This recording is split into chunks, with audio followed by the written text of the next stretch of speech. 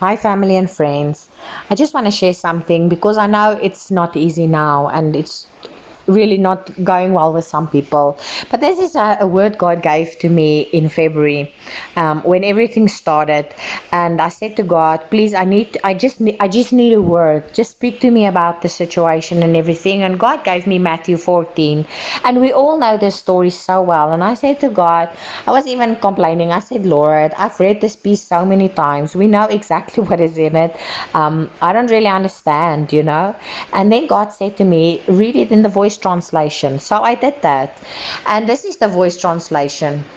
And I really want to get into verse 25. I don't want to take up too much time. Deep in the night, which is really the situation that the world is in now, deep in the night, which means it wasn't sunset, it wasn't morning, it was really, really deep in the night.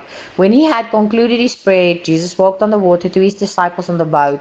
The disciples saw a figure moving towards them and were absolutely terrified. It is a ghost. A ghost. What will we do? And this is really where we are in, because even with this virus going on and the economy and everything that's going on now, we are all confused about, is this God? Can this be God? Will God allow this? Will God get us out of this?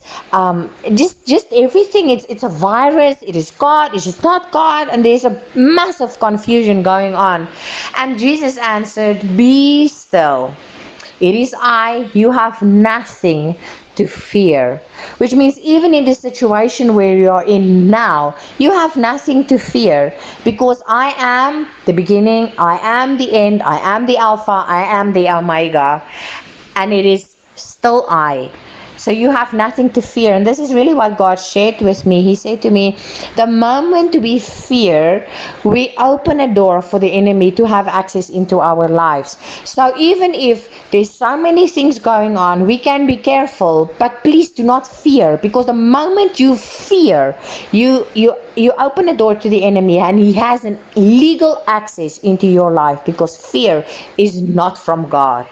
And then Peter said to Jesus, if it is you, then let me come to you. And Jesus said, indeed, come. I didn't explain anything. He just said, just come.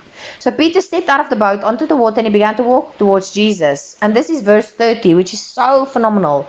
But when he remembered how strong the wind was, his courage caught in his throat and he began to sink. And he remembered how strong the wind was, because a moment back he was on the boat, the wind was blowing, the storm was hitting, the waves were like just coming against this boat, and now he's walking on the water and he remembered the situation from a few minutes back. So even if whatever is going on now, remember only to look at Jesus. Do not remember about the virus. Do not remember about the economy. Don't remember about people dying next to you. Don't remember any fear that is around you, any chaos that is around you, anything that might just make you sink. Don't remember it. And in the beginning, in February, I said to Jesus, Lord, I am going to grab you by your collar on your chest and I will not let you go. And I just imagine Jesus has this beautiful eyes, and throughout everything, even if money starts running out, even if people are phoning us for ministries being cancelled, whatever is happening, I can just see myself holding Jesus by the collar, looking into those green blue eyes, and just telling him that it is me and you, and we are face to face, and I am just not going to let go now, and I will refuse to remember the situation that is in the world. And then Peter said, Master, save me. And verse 31 is so amazing. It says, immediately Jesus reached for Peter and caught him. Not later. Peter didn't sink halfway over his head. It says immediately Jesus reached for Peter and caught him. And Jesus said, oh, you of little faith, why did you doubt and dance back and forth between following me and heeding fear?